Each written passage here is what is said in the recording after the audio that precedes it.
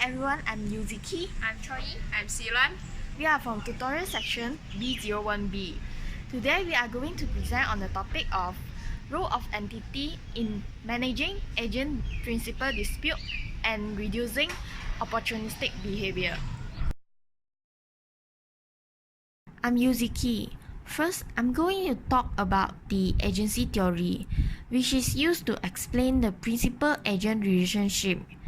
It is a relationship between two people in business or legal matter, where the principal has the power over the other agent.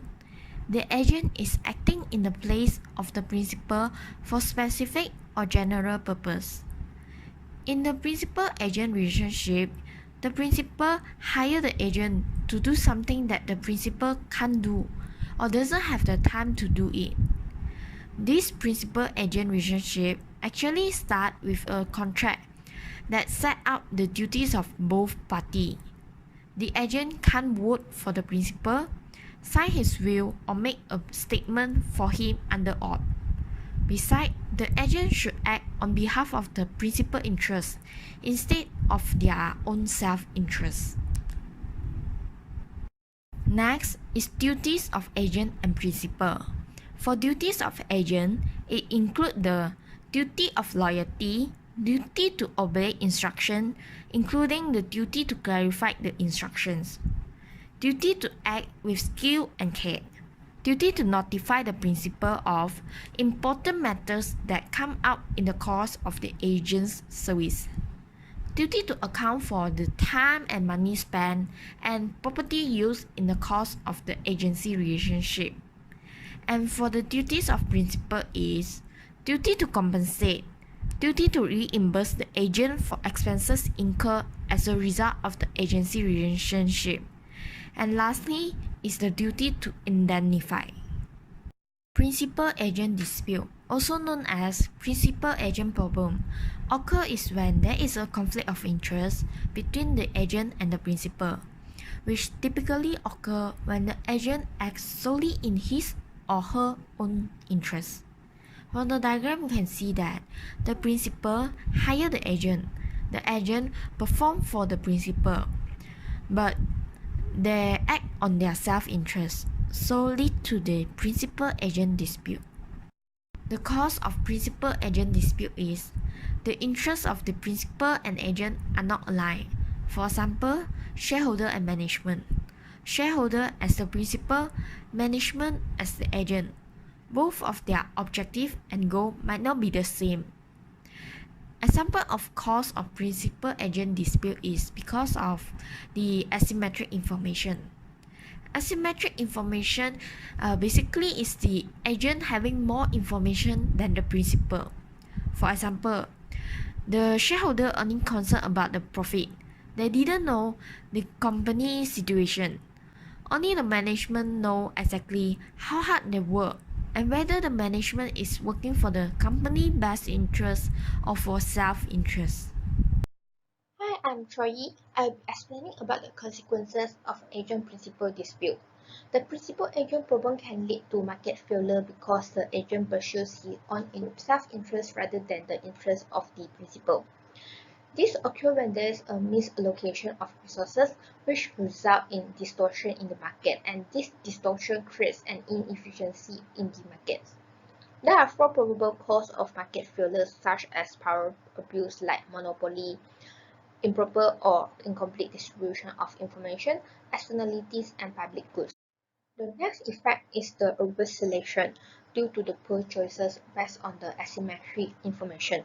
This is where the agent has private information before a contract is written. The seller will have better information than buyer, and the seller will only sell the product when it is favorable to them. For example, the manager of a company may be more willing to issue shares when they know the share price is overvalued as compared to the real value. Therefore, buyer can end up buying overvalued share. Not only that, There are also agency costs arise from the separation of ownership and control. This is because the shareholders want to maximize shareholder value while the management sometimes will make decisions that are not in the best interest of the shareholders. For example, management will make decisions that are benefit to themselves rather than that are benefit to the shareholder. And the next one is inefficiency. Principal agents problem enables agents to produce suboptimal work. For example, managers may be profit certifier and leading to higher costs and less profit. And last one is cost of monitoring or incentive. To overcome the principal agent problems, the principal will have to spend money on monitoring and providing incentive for the workers so the workers will feel more motivated to act in the best interest of the principal. I am Luan. Now I will talk about the opportunistic behavior. Opportunistic behavior is an adherence to one's own interests, including false pretensions, including a worst form of deception such as lying, stealing, and fraud. Opportunism can apply to any form of interaction between actors. It implies an increase of transactional costs, including the cost of disruptive behavior and the cost of protection against third party. The complexity and dangers of personal protection from the opportunistic behavior of counterparty. Opportunism is one of the key assumptions for the existence of transactional costs. Risks of opportunism are taken into account when making decisions on carrying out investment. A huge number of economic problems can be misinterpreted if opportunism is ignored. There are few types of opportunistic behavior. First is shirking. For example, avoiding contractual duty, focus on short-term revenue, imposing as much as possible cost on the joint venture. However, it can be solved by stricter monitoring, narrowing the scope of the collaboration, or alternative payment structures. The second is free riding. Free riding is more passive, actually nothing more than waiting for the other partner to make arrangement and then benefiting from it. This might easily be done if your contribution is relatively small or easy to make and the importance of the collaboration for the other partner is high. The best moment to avoid this is in the negotiation phase, either by better defining each party obligation or by making sure the collaboration has a comparable importance for all partners. Eventually, you should exclude free riders as much as possible. The third type is hold up. Hold up is the most strategic approach and based on exploiting the partner dependency on the alliance. Compare it with your plumber who comes up with extra costs at the moment that the water supply has already been shut down. Partners who use this approach already try in the contractual phase to leave things open, and only contribute with investment that have no or limited value outside the partnership. Bigger firms have the tendency to do this with smaller firms.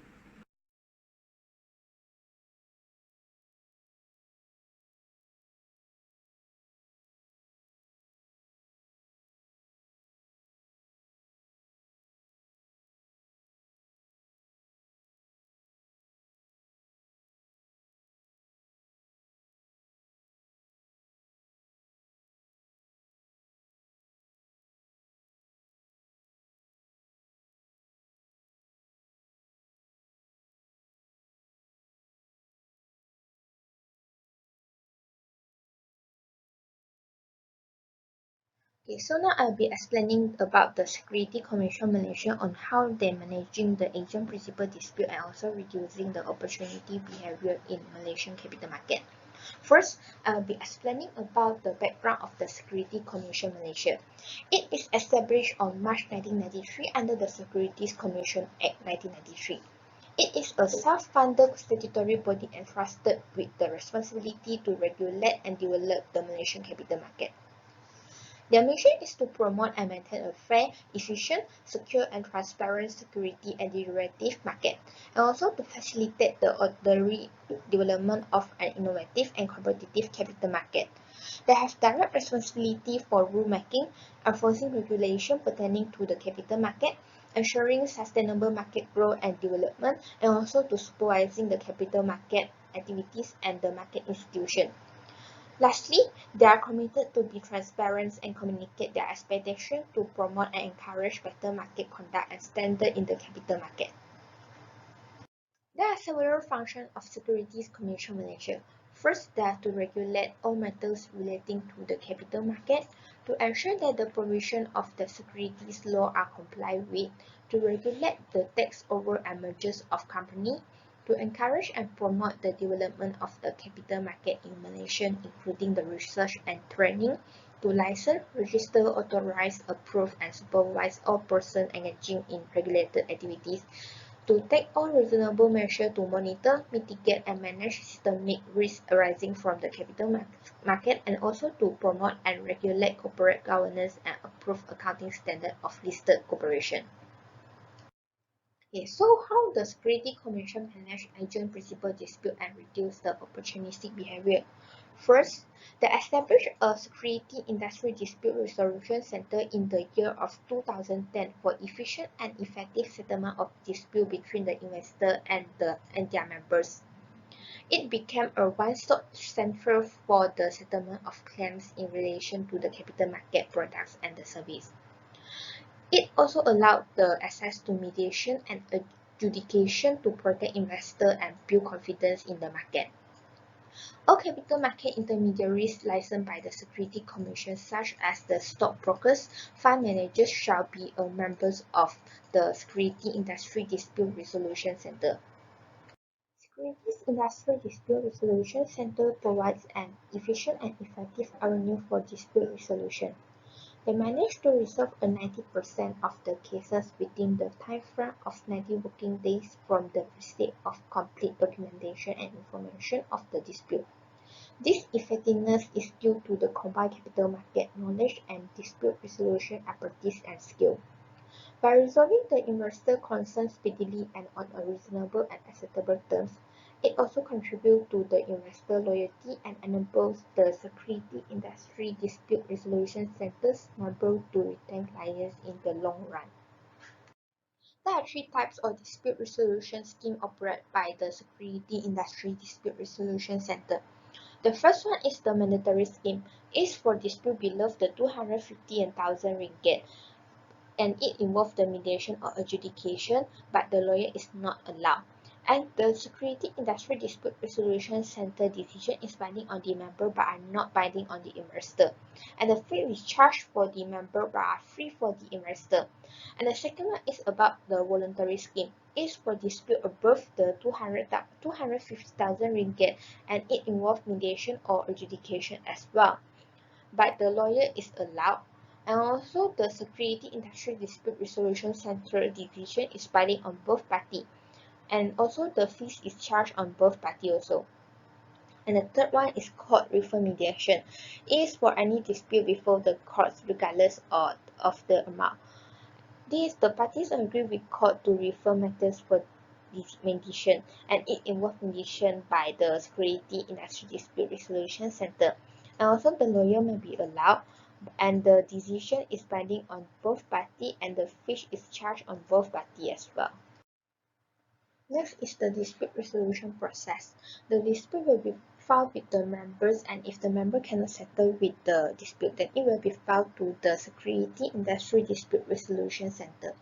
It will go through a mediation process before the court, and if the mediation cannot settle the dispute, then it will be go to another stage, which is the adjudication, whereby there will be a adjudicator to make decision after hearing the evidence from both parties. Also, the parties can appeal to the Security Industry Dispute Resolution Center's appeal committees if there is any information that will materially affect the decision made. Besides that, Security Commission also prohibit insider trading to manage the agent principal dispute and reducing opportunistic behavior in Malaysian capital market. Insider trading is referred to people casually pass on material non-public information concerning the security to people around them. An insider is a person that is possessed of material non-public information to buy or sell the share based on the information they have. The next is about the information that is considered under the context of insider trading. For example, the method that relating to negotiation or proposal with respect to the commercial dealings or dealing in security, the information relating to financial performance of a corporation, and a method relating to the future of an organization such as merger. A person who is an insider is prohibited from buy or sell the securities and communicating the inside information to their family or their friends. A person that is committing insider trading will face a jail up to 10 years and pay a fine of not less than 1 million ringgit. Insider trading is regarded as a serious offense because it involves misappropriation and the taking advantage of inside information which should rightly belong to the company. Also, it is unfair to the other market participants who are not in the position to get access to the similar inside information, and also it will injure the overall market confidence of the stock market. Other than that, Security Commission also take administrative action and supervisory engagement. It imposes sanctions for breach relating to Security Commission guideline and licensing conditions as well as non-compliance with approved accounting standards. It places the importance of the need for capital market intermediaries to provide full and timely cooperation with all law enforcement agencies.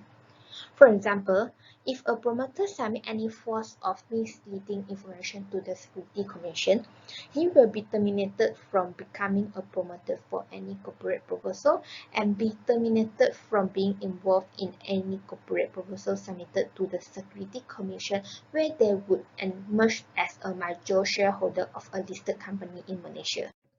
Lastly, Security Commission is taking criminal prosecutions, civil actions, and regulatory settlement to manage the agent principal dispute and reducing opportunistic behavior in Malaysian capital market. It sets the deterrent sentence against those who commit serious capital market offences, for example, like furnishing false information to Bursa Malaysia or breach in the market manipulation and insider trading. I'm Yuziki. I'm going to talk about the Minority Shareholder Watch Group, MSWG. MSWG established in the year 2000 as part of a broad capital market framework. MSWG is a professional body licensed under the Capital Market and Services Act 2007. In order to encourage shareholder activism without recourse to the court, MSWG provides a platform and a collective voice to both retail and institutional minority shareholders. And it advises on voting at general meeting of the public listed company. Also, MSWG helps to protect the interests of minority shareholders through shareholder activism and to encourage good governance among the public listed company with the objective of raising shareholder value over the time. There are 4 founding organizations that provide funding for MSWG start-up and establishment are Armed Forces Fund Board, in Malay is Lembaga Tabung Angkatan Tentera, and National Equity Corporation, in Malay Permodalan Nasional Berhad, and Social Security Organisation, in Malay Pertubuhan Keselamatan Sosial, and Pilgrimage Board, in Malay is Lembaga Tabung Haji. Next, I will talk about what's the vision and mission of MSWG. For the vision is to be recognized and respected organization in promoting the corporate governance through shareholder activism. And for the mission is to increase sustainable shareholder value in company through engagement with relevant stakeholder with a force on minority shareholder interests. And for the MSWG objectives is to become the forum on minority shareholders' experiences, to become the think tank and resource center for minority interests and corporate governance matters in Malaysia, To develop and disseminate the educational aspect of corporate governance, to become the platform to initiate collective shareholder activism on questionable practices by management of public listed companies, to influence the decision-making process in public listed companies as the leader for minority shareholders' legitimate rights and interests, to monitor for breaches and non-compliance in corporate governance practices by public listed company, to initiate where appropriate reports to regulatory authorities and transforming MSWG into an effective deterrent of such events and activities that can be against the interests of the minority shareholders. Next is the opportunism and agency cost.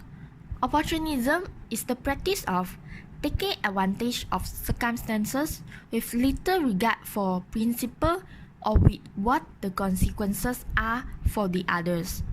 Opportunism behavior which tend to act in a self-serving manner or to be unaccountable as a result in the agency cost on shareholders. In an economic sense, an agent's act determines the principal welfare, where the agent is acting on behalf of a principal. Therefore, an agent should act in the interest of the principal instead of his or her own interests. So, MSWG set up corporate governance to reduce the agency costs evoked from opportunistic behavior of management. Next, I will talk about the Asian Corporate Governance Scorecard that the MSWG carry out. As a strong advocate of good governance, corporate governance, in order to protect minority shareholders' interests, MSWG has taken up various initiatives to encourage the good governance with the objective of raising shareholder value creation. One such measure is the Asian Corporate Governance Scorecard. Asian Corporate Governance Scorecard as a methodology to assess the public listed companies, and it is funded by the Asian Development Bank. There are 6 Asian countries involved in this project are Malaysia, Thailand, Indonesia, Singapore, Philippines, as well as Vietnam. The aim is to benchmark the region's corporate governance frameworks based on the international best practices. In recognition of MSWG's track record in carrying out the assessment of corporate governance practices among the public listed company in Malaysia through the Malaysian Corporate Governance Index since 2009, MSWG has been appointed as the domestic ranking body for Malaysia and also stand out as one of the pioneers in spearheading the adoption of the Asian Corporate Governance Index in the region. For the methodology, the Asian Corporate Governance Scorecard is mainly based on the disclosure in annual reports and company website and other resources of information that can refer to, including the company announcements, circulars, articles of association, minutes of shareholders meeting, corporate governance policy, codes of conduct, and sustainability report. The scorecard comprises 2 parts, which are Level 1 and Level 2. Level 1 comprises 179 parameters and are divided into 5 parts to correspond with the Organization for Economic Cooperation and Development's principle of corporate governance as shown in the next slide. And for the Level 2, it is about the bonus and penalty point added or subtracted from the total score in Level 1 to arrive at the final score of the company. So I will talk about the Level 1 first, which consists of 5 parts, Part A, B, C, D, and E. So for the first part, Part A, the area is focused on the rights of shareholders.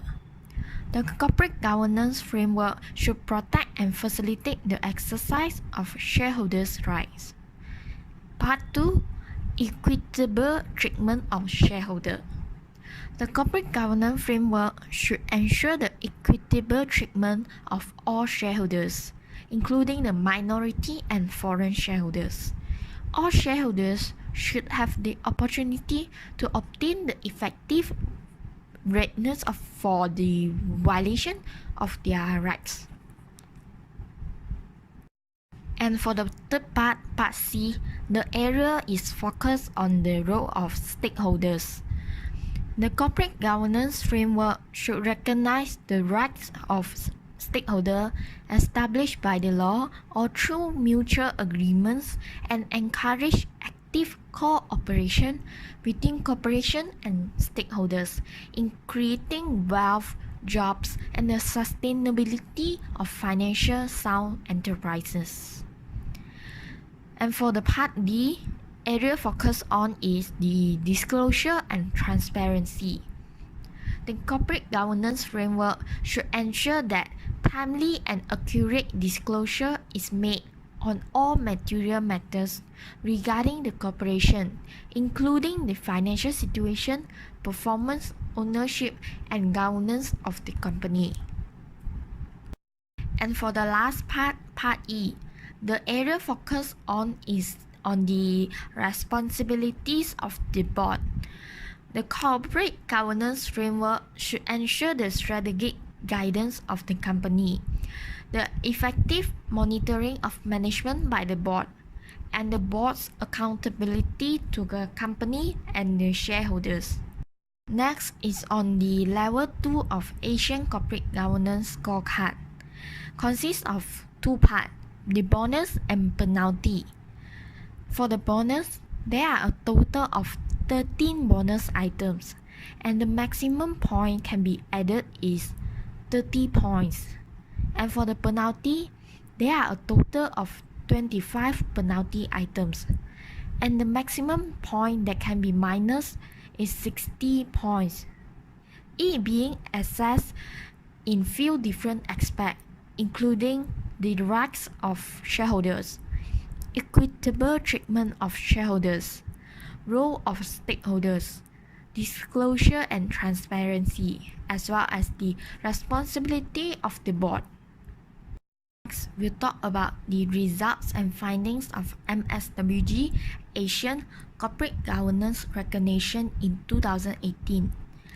Based on the assess of 866 public listed companies, the average corporate governance score in 2018 is 67.22 points, which shows an increase of 5.02 points compared to the previous year 2007, which has only 62.2 points.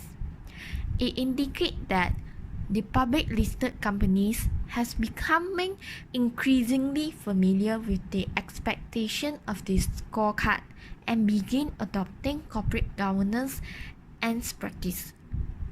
Besides the Asian Corporate Governance Scorecard, MSWG also got do other things to maintain the corporate governance and the minority shareholders' interest, which I'm going to talk now regarding the AGM Annual General Meeting and EGM Extraordinary General Meetings.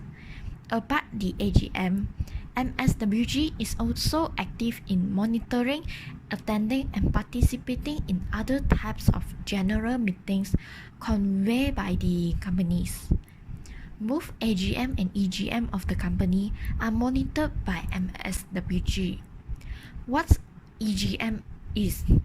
EGM is any general meeting which is not an annual general meeting, which is not carried out once in a year, which is not annually. An EGM may be called by the directors or two or more members holding not less than 10% of the issued and paid up share capital of the company. In 2014, MSWG monitoring portfolio consists of 295 companies, which is 30% of companies listed on the Bursa Malaysia. For example, as stated in MSWG's Annual Report 2018. Out of the 284 companies being monitored by the MSWG in 2018, the representatives of MSWG have attended a total of 362 shareholder meetings in the year of 2018. And for your information, the MSWG monitoring portfolio selection criteria. Actually, how MSG select their monitoring portfolio is the criteria for monitoring portfolio are FBM KLCI companies, Malaysia Asian Corporate Governance Top 100 companies, and company that subscribers wanted monitoring under MSWG subscribers list, as well as the companies that warranted monitoring based on the complaints received from the shareholders. I am Luan. Now I'm presenting about the role of Audit Oversight Board in managing agent principal dispute. Audit Oversight Board is established under Part 3A of the Securities Commission Act Malaysia 1993, which came into force on 1st April 2010 to promote and develop an effective audit oversight framework and to promote confidence in the quality and reliability of audited financial statements in Malaysia. The mission of Audit Oversight Board is to foster high-quality independent auditing to promote confidence in the quality and reliability of audited financial statements of public interest entity and scheduled fund in Malaysia. The AOB is responsible for the registration of auditors of public interest entity or scheduled funds under Part 3A of the Securities Commission Malaysia Act 1993. The public interest entity and scheduled funds are defined in Schedule 1 of the SCMA. The registration of auditors of public interest entity or scheduled funds would ensure that only fit and proper auditors are involved in auditing the financial statement of public interest entity or scheduled funds. This is in line with one of the AOB strategic themes under the strategy framework, which is to promote high-quality audit practice. Section 31E(1)(d) of the Securities Commission Act 1993 provides that one of the key responsibilities of the AOB is to conduct inspection and monitoring program on auditors to assess the degree of compliance with auditing and ethical standards.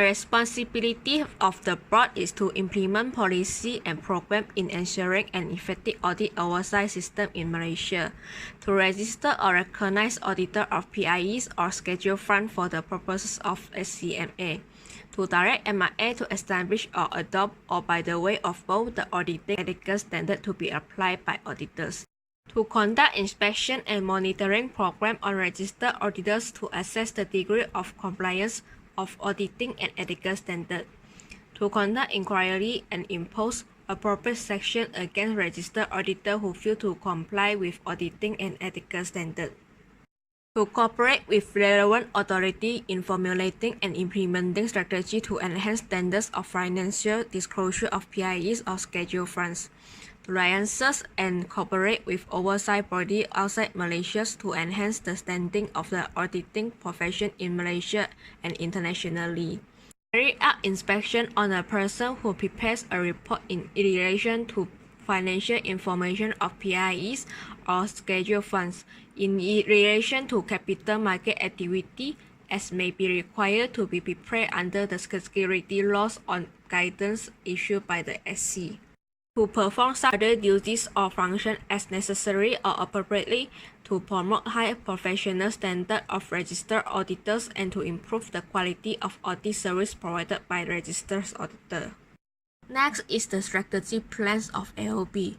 Audit quality is key in safeguarding public trust and strengthening investor confidence in reliable corporate reporting. One of the vital elements of upholding audit quality is effective audit oversight.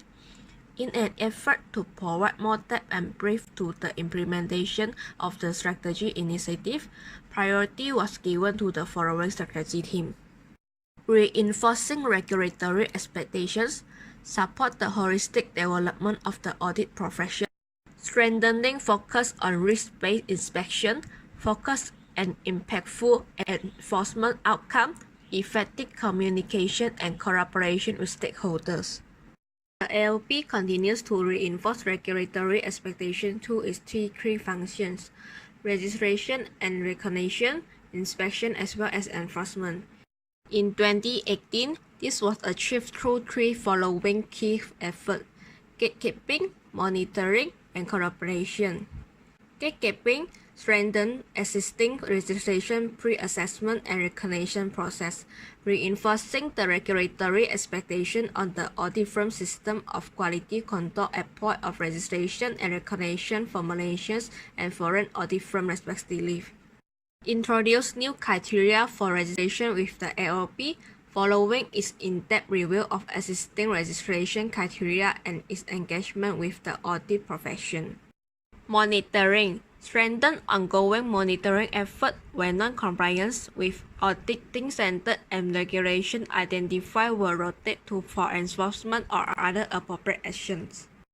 Mitigate the risk of future failure arising from serious audit quality concerns identified during inspection and through ongoing monitoring efforts, where auditors' current and past performance in and outside of Malaysia were considered.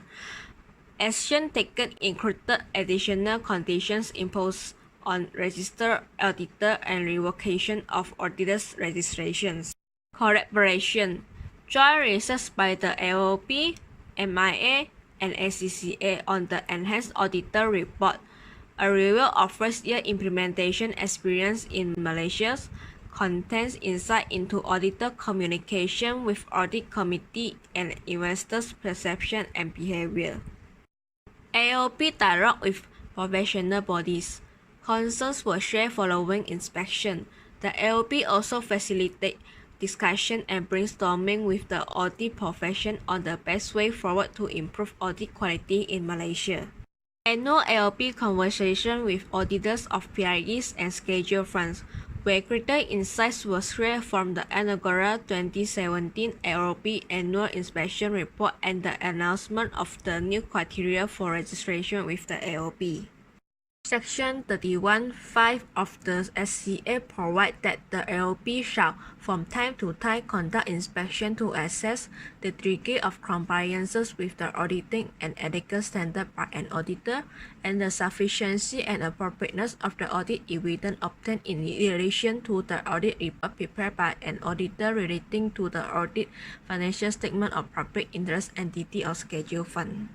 The AOP may inspect auditor via a regular inspection program or a special inspection program.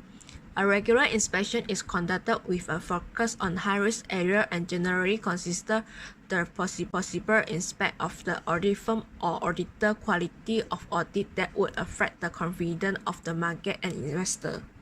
Special inspection is usually driven by specific concerns, either by events or industry issues that may pose a risk to investor protection or raise concern over the quality and reliability of the related auditor financial statement. Further, an AOP inspection may be carried out at either the firm review level or at the engagement review level or both. A firm review focuses on the review of an audit firm's quality control system and practice, and the degree of compliance with the requirements of the International Standard of Quality Control 1. An engagement review also aims to assess the degree of compliance with auditing and ethical standard of an audit engagement conducted by an auditor. The AOP adopts a risk-based approach to inspection, which is the basis of the AOP's inspection plan. In this respect, the AOP will only review certain aspects of the firm quality conduct policy and procedures or audit engagement which AOP considers as significant according to the inspection plan of the AOP.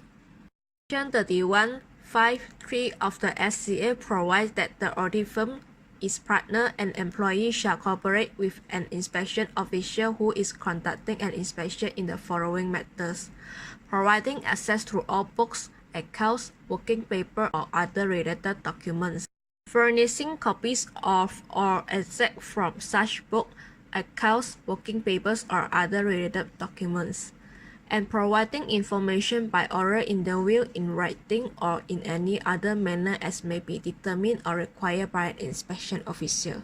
The AOP announced the new criteria for registration at the annual AOP conversation with auditors of PIE and scheduled fund to address the above concerns. The criteria below are designed to enable audit firms in Malaysia to further grow and increase their capacity for the purpose of strengthening audit quality and achieving the desired outcome. Improvement of the audit firm's internal capacity. A minimum of 3 audit partners in the audit firm must be registered with the AOP for audits of PREs and scheduled fund. Strengthening audit firm governance over their audit partner. An audit firm registered with the AOP shall ensure that all its audit partners registered with the AOP are attached to only one audit firm at all times. A person who applies for registration with the AOP must be an audit partner attached to only one firm unless otherwise exempted by the AOP. Greater accountability among audit firms over the engagement quality control review process. The engagement quality control review of PIE and scheduled fund audits must be carried out by an AOP, a registered partner of the same audit firm appointed as the auditor of the PIE or scheduled fund. Continued involvement in PIE or scheduled fund audit client.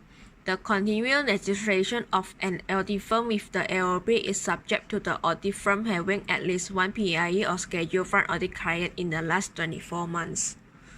There are a few AOP sections if breach of SCMA, directing the person in breach to comply with the provision of Part 3A of the SCA or any condition, written notice or guideline.